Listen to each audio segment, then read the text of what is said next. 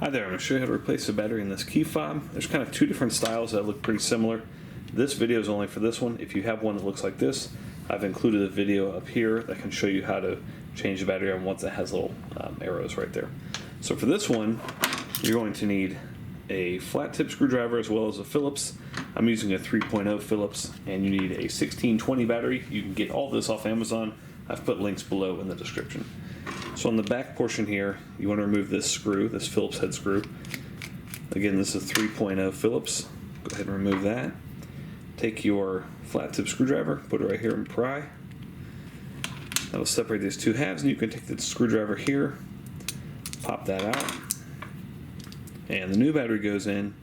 You want to put it in this side first, and then push it down. It squeezes back together, and you can test it right here. Make sure you got your red light. Put your screw back in, and you're all set. Hope that was helpful. Make sure you hit that thumbs up button.